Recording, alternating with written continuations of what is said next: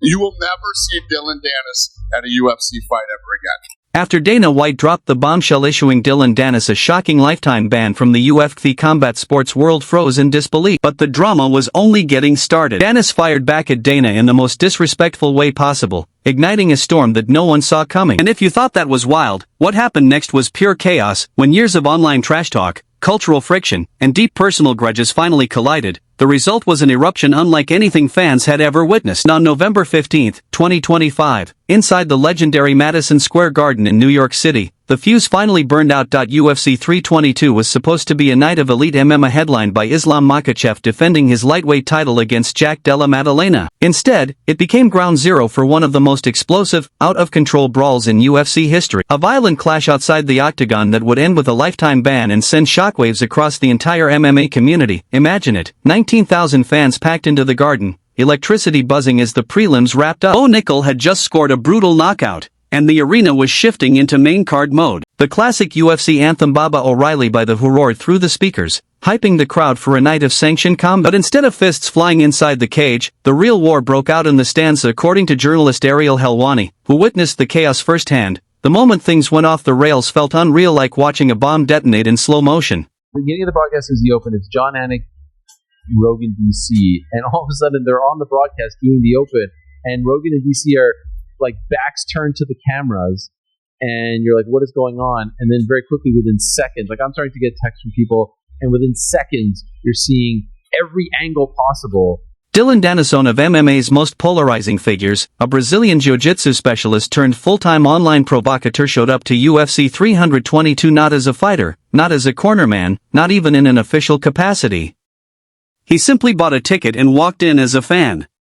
But anyone who knew Danis understood one thing: his presence at an event involving Dagestani fighters, especially those connected to Islam Makhachev or the legendary Khabib Nurmagomedov, was a disaster waiting to happen. For years, Danis had been fanning the flames, posting inflammatory, personal, and deeply offensive comments about Dagestani culture, faith, and traditions.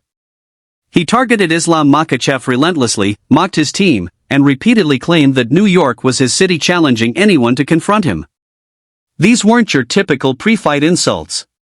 These were targeted, personal attacks meant to wound and provoke on the deepest level, and on this night, Danis crossed the line from provocation to confrontation. He abandoned his assigned seat and deliberately made his way into the fighter section directly beside Makhachev's corner. There, he stood within arm's reach of family members and trusted teammates like Abubakar Nurmagomedov, Khabib's cousin, and Maim Zainikov, better known as Jumper, one of the team's most respected training partners. The atmosphere instantly thickened, tense enough to snap. It felt like watching two live wires inch closer and closer, knowing the explosion was only seconds away. According to Ariel Helwani, who watched the situation unfold in real time, the confrontation escalated with chilling speed. My understanding was he bought a ticket, he was there as a fan, he was hanging out with Alex Pereira and Pino Cruz. They're friends, they're training partners, they train together. There's some pictures of them hanging out. He was there with with some friends as well. There's a shot of him and GSP saying hello. Eyewitnesses say the tension in the arena kept rising as Danis and Makhachev's team locked eyes and traded sharp words. Every exchange made the atmosphere heavier, and their body language grew more hostile by the second. Then, in a flash, a moment caught from countless angles on fans' phones and later seen by millions, everything exploded. The footage captures the exact moment the standoff boiled over, and it's nothing short of insane. And you could see, some of the familiar faces. You could see the now very popular John Pork with the backwards hat, I do believe it is, Chanko, Abubakar Nurmagomedov too. I love this part here. He's like, yes, please hold my hat, and let's go. And it all pops off. Dillon was wearing a New York Yankees hat. Here's the one dude with the chair, and it gets taken away, and he just keeps going.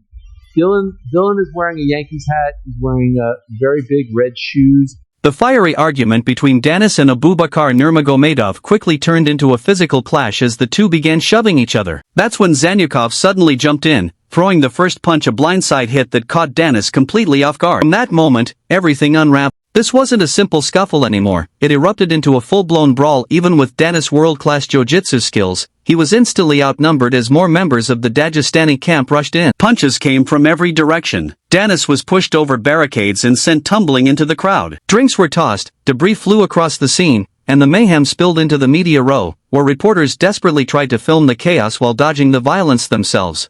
Dillon's brother is in the mix as well, a friend or two as well, and it's just like, I don't know what it is. I don't know what the numbers are, 10 on 4, 15 on 4, but it could have gotten a lot worse. Shout out to Madison Square Garden security. I feel like they kept it as... Fan-shot videos captured Danis losing a shoe as he struggled against the overwhelming numbers. The brawl drew in more than a dozen people, yet miraculously, no one suffered serious injury. It was a chaotic mix of grapples and punches rather than a drawn-out assault, but the spectacle on display was unforgettable. Security responded fast, though the scene remained disorderly. UFC staff and New York Police Department officers stationed at the venue rushed in to intervene. It shows guards forming human barriers, pulling fighters apart while the crowd roared, some even cheering the chaos. Danis was quickly separated, briefly handcuffed for control, and escorted out, though no arrests were made. The moment that would go viral instantly, Danis being led out of Madison Square Garden, a striking image that captured the sheer intensity of the melee. He gets escorted out of the venue. Here he is, the bad guy, getting flipped off, yelling to people. Ugly stuff. Ugly stuff. He does look pretty cool, man. In that moment, he looks like Stone Cold Steve Austin, circa like 1999. There's another angle. I mean, everyone was... White openly acknowledged that his team had flagged Danis's erratic behavior earlier that evening, how he was roaming the venue and entering areas reserved for fighters and their entourages. Staff even asked if Danis should be removed preemptively, but White, perhaps underestimating the potential for trouble, decided to let him stay, reasoning that a paying attendee should be allowed to watch as long as he remained in his assigned seat. It was a choice he would come to regret, and he didn't shy away from admitting it publicly. White recounted the moment he realized the situation was spiraling out of control, noting that he hadn't anticipated such a large group from Makhachev's camp being seated in the front rows, a perfect storm for escalation. Referred to Makhachev's extensive Dagestani support as the entire Muslim Brotherhood, a colloquial, if potentially insensitive, reflection of his blunt, streetwise style honed over years in the fight business. But White's admission of misjudgment was only the lead-in to his main announcement, the punishment for Danis. And he didn't hold back. As soon as it broke out, I was over on the other side, and I go. I blame myself for that, actually. They came back and told me right before I walked out for the main card that Dillon Danis was here, and he was moving around, sitting in fighter seats and not sitting in his own seat that he had. He had a ticket. And they said, "You want us to throw him out of here?" And I said, "He has a ticket?" And I said, "Yeah." And they told me, they said, Masvidal said he's going to up on site. And I said, "Well, where's Masvidal sitting?" He said, "Well, he's 6 or 7 rows away from Masvidal." I said, "Well, if the guy has a ticket, let him sit in his seat and let him do what he's doing and keep an eye on him." It never even crossed my mind, as stupid as this could be, that the entire Muslim Brotherhood was here tonight in the first 5 rows for Islam. The lifetime ban was delivered with unmistakable finality, leaving zero room for negotiation or appeal. "You will never see Dillon Danis at a UFC event again," White declared, emphasizing that this was not a temporary suspension or probation, it was permanent expulsion from the UFC. When reporters pressed him about the possibility of pressing charges against any participants, White made his stance equally clear, leaving no doubt about the organization's zero-tolerance approach. And as soon as it broke out, I was over on the other side, and I go, I know exactly what that is. I knew it. And, yeah, you will never see Dillon Danis at a UFC fight ever again. They called me from downstairs and asked, "We've got him here. Do you want to press charges and have them arrested?" I said, "No, we don't want to press charges. This is the fight business, man. You know how I feel about this, and I could have prevented it tonight. I messed up."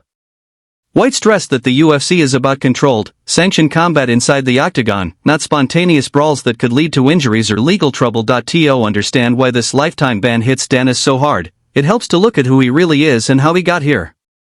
Dillon Danis isn't just some random troublemaker, he's a bona fide Brazilian jiu-jitsu prodigy whose career has been defined as much by unfulfilled potential as by his undeniable talent.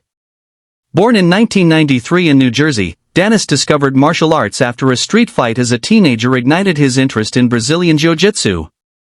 He threw himself into training with intense focus under the legendary Marcelo Garcia in New York City's competitive BJJ scene. Danis rose quickly through the ranks, known for his technical precision and aggressive submission style. And when I say he was dedicated, I mean obsessed. He himself has described his formative years as a relentless regimen of drilling, rolling, and perfecting every detail of his craft. So they called me from downstairs and they said, "We got him down here. Do you want to press charges and have him arrested?" And I said, "No, we don't want to press charges.